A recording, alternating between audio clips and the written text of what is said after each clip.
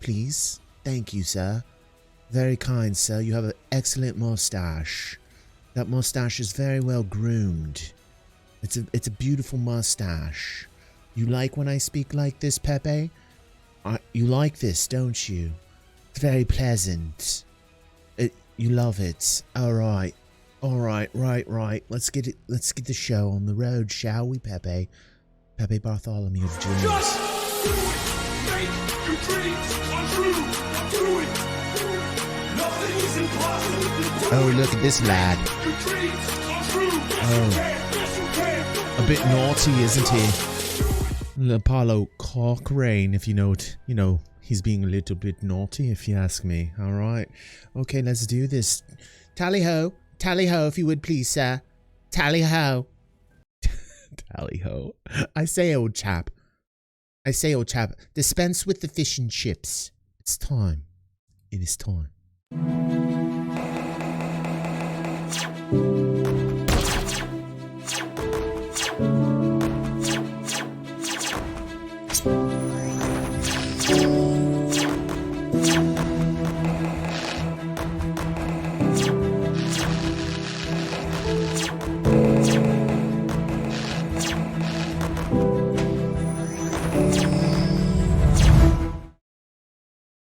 Hello.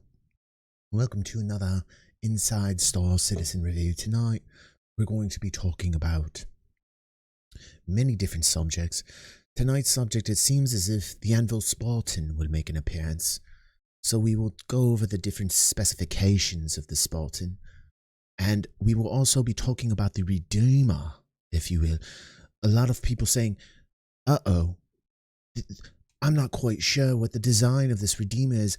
Even though it's labeled as a gunship, perhaps it's also a dropship bastard, if you will. I'm sorry for cursing tonight. Let us get ready and let us watch Inside Star Citizen.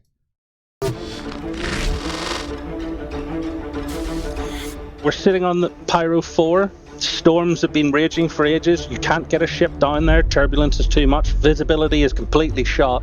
The people in the base, they've got their anti-air set up as well. And then suddenly they're hearing the rumbling of tire moving across the... All right, that just gets me back in my, no spot goodness, man. This feels good. I've been asking for more ground units, ground vehicles. This is amazing. This is grimy. We're going to go over the specifications of this after we see what's going on here. Right, a proper APC. And for people that don't know what APC means, that means an armor personnel carrier. Armor personnel carrier, okay? And one we've been demanding for a long time here. For a long time. I think there's a lot of armor on the top there to take missile hits from air units. I'm digging what I'm seeing up top with the minigun. Apparently it's slave to the driver, only one driver in this. Let's just go over it right now. Let's give you the stats right now. The Spartan is an APC. Armor personnel carrier. It's well defended with from air units with missiles. Unlike the Ursa and other land vehicles, the Spartan is quicker, and it's made for war. It has a left, right, and rear ramp, so all areas. It can hold 8 fully kitted troops. Okay? If you want to put more than 8, they have to stand in there, and that's okay. You load it up. You load that motherfucker up. Okay? Make it as effective as you can. There's one driver. The minigun and turret is slave to the driver's control seat, and it most likely will be sold during the IE event. We will see. It's going to be released in 3.15.1. The hillside, just hordes and hordes of Spartans, and they're filled to the brim with people who are just stocked up, they're locked and loaded, and they're just ready to get out and just go, well, this base is going to be ours now because you protected against the air, but you did nothing for land. And I can't wait to see the content. Star Citizen evolves and the systems get larger and more of them come online, and the gameplay features come online. We've been looking at the ways that players get to places, and as you saw at CitizenCon, one thing that is becoming very apparent is that a lot of locations are going to be well defended from the air. You've got anti-aircraft cannons, you've got protection for this. Oh Oh, damn. And I cannot wait to see the content. You know, we're going to be watching that coming up this following week. We're going to be watching some content here and get to see what exactly the Spartan can do, the capabilities of it. We're going to be tonight after this, during the after party, we're going to be looking at the Ion. We're going to see how many shots it takes to kill various ships. We're going to be going over the Redeemer again because it was a highly controversial stream on the last stream. So we'll be going over that as well. I cannot wait till the after party. Let's keep going. This ground structure. It might be that there's a big storm coming in. It might be that visibility is low, and with a lot of our ships, you're limited on how you can approach, and that's kind of where the Anvil Spartan comes in. The Anvil Spartans are first dedicated armored personnel. It looks carrier. mean. I like it. It looks mean. You have 3 ways onto the vehicle. It looks like John Crew's beard ready to go. Middle, you know what I mean? Left and right entrance and exit.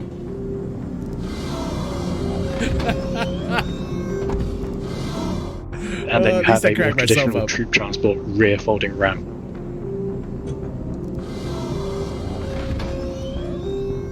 Yeah, I feel like it should be fully loaded with some AK-47 sluggish. Plus their weapon loadout.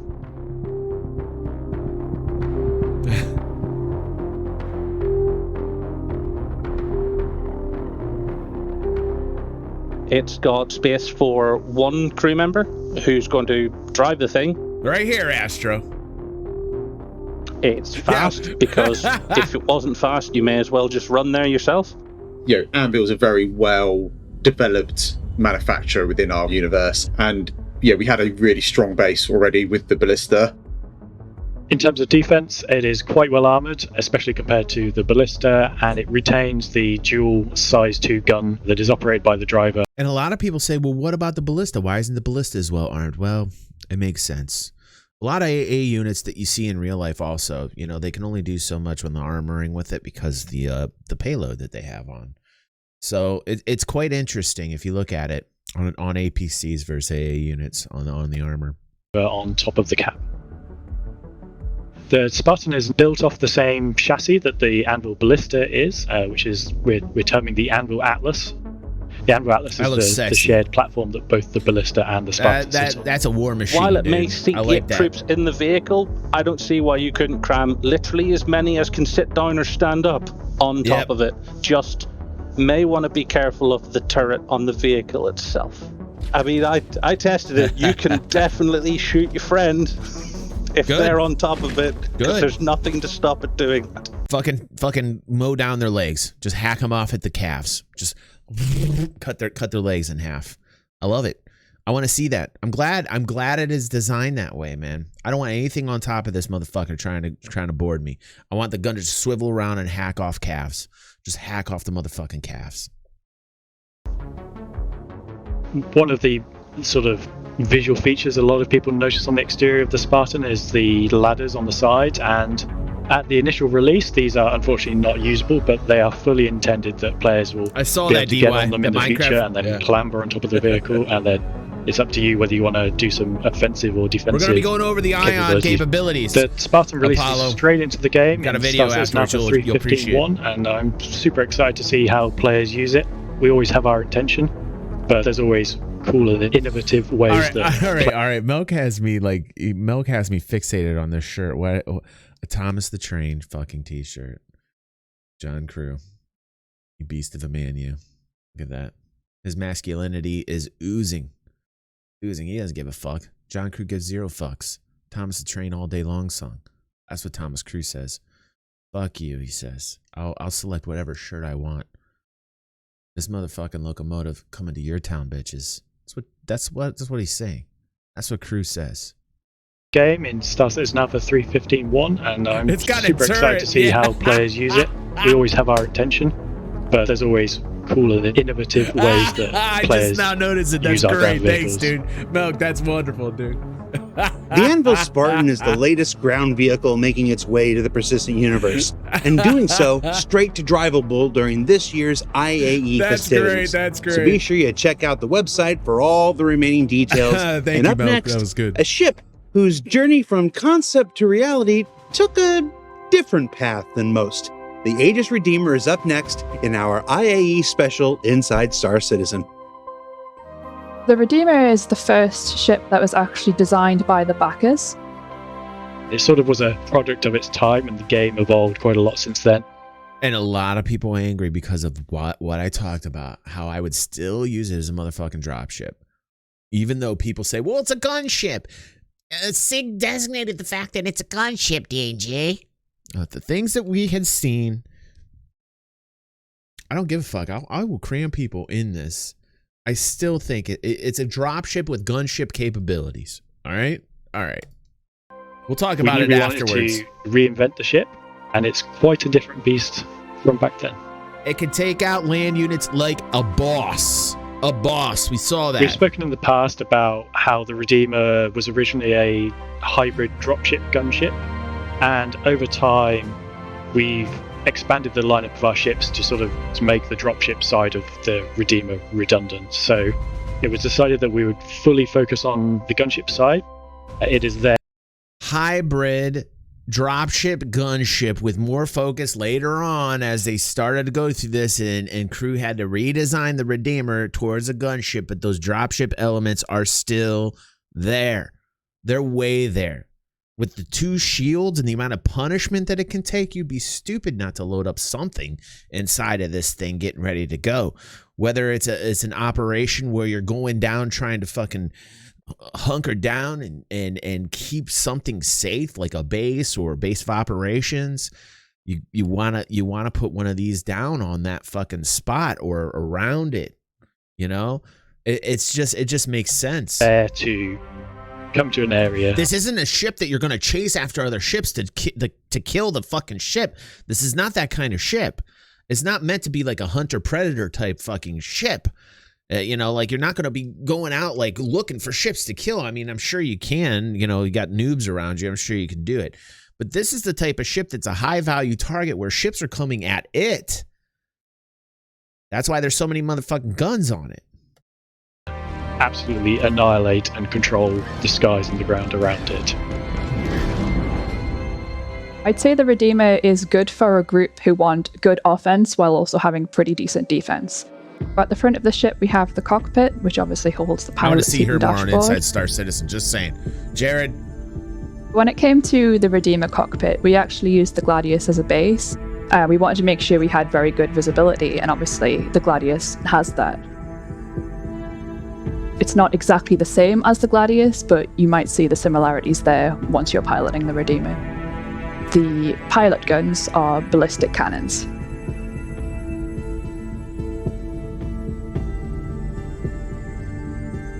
You go down those steps, and we've got the 2 remote turret seats at the front. Fucking turret underneath. The guns that are attached to the remote turret on the Redeemer are actually size 3 laser cannons. Now, if there is nobody in the front remote turret, that gun can also be controlled by the pilot. So then it has full control of its own guns and the front remote turret. Welcome to the stream, bro. Woo! We've got the first manned turret in the turret room.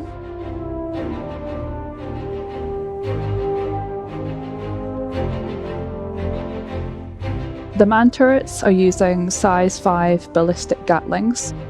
The guns that we've made for the manned turrets have actually been made new for the Redeemer.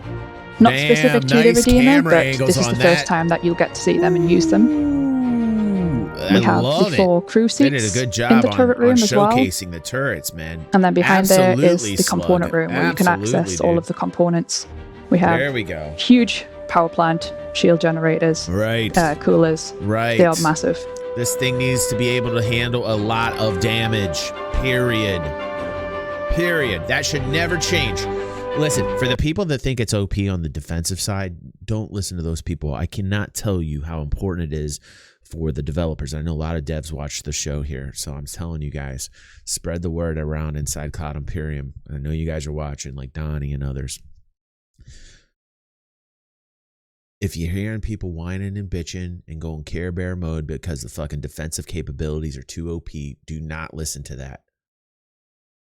Okay? Don't listen to the motherfucking people who are saying that the defensive capabilities of the Redeemer are too OP. Do not listen to those people. Period. Thank you. If you go down the ladders, where we have airlock door control there as well, I agree. we go into the habitation area. In the habitation area, we've got a fully stocked This is fridge. great.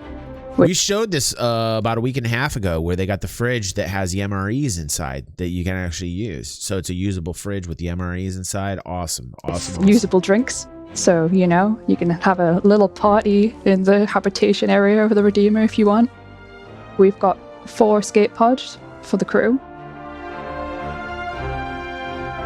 Absolutely. And we have a toilet and They do, Apollo. a 2 They absolutely SCU do. cargo hold at the back as well. And you exit via the ramp. One of my favourite bits of the Redeemer is the nutcrackers, the side engines. We haven't got anything else in game that's like that. They add a lot of animation and life to the exterior of a ship. So they will open up with increased velocity. They're closed. Man, I remember so very long ago, somebody, I think it's actually Star Citizen's channel. It was a video dealing with like landing inside of a station, and it was like 2016, 2015, very early on, and they showed the Redeemer do exactly this, opening this area up and then landing inside the station. And now to see this now is so fantastic, and the fact that it's a fan-made ship is so fucking cool, that this is like alive now in the verse. And it's in there, and it all comes from the minds of the fans. That is truly something that doesn't get talked about enough. You don't hear anybody talk about that. Like, this is a fan-made inception, and it is now in game from the minds of us in the fucking game, just like the motherfucking space whales. As default when the landing gear is out. And we're hoping to get some more movements in there in future. So we want to have them rotate Sluggish. side It was to a side lot of when work, you're, wasn't it, like, Slug? when you're moving around more in the ship as well.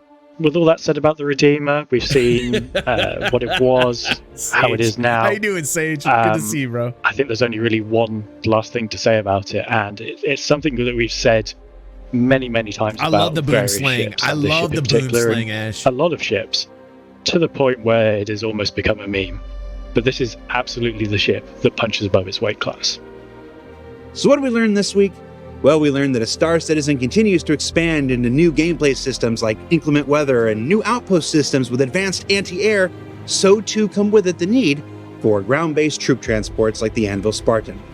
That we can finally close the book on the next great starship with the Aegis Redeemer, and that it may look different than most, but it looks deadliest when you're right in front of it. It'll bring the pew. Now, the Intergalactic Aerospace Expo begins this week, so don't forget to log in and make the trek to Microtech to experience all the festivities. And we'll be back right here next week with looks into 2 more additions to Star Citizen's pantheon of spacecraft and vehicles. For Inside Star Citizen, I'm Jared Huckabee. Enjoy your IAE, everyone, and don't forget to check out new merch on the merch store. Fuck Pico. I can't stand Picos. Hashtag skin Pico movement. We gotta figure out a way to skin these motherfuckers and put the skin on the outside of the ship so that our ships are indestructible. We had some tips. Some of the members in our Discord said, hey, DG, if you want to skin a Pico, you start at the asshole. That's how you do it. You know what? I think that's very intelligent. We're going to try that next week. We're going to skin a Pico. We're going to start at the asshole. And I think that we will be able to skin the Pico because of that. All right, now, if you're watching this on YouTube, you definitely want to be hitting the like button. You want to be breaking the algorithm because YouTube is literally pooping on our heads.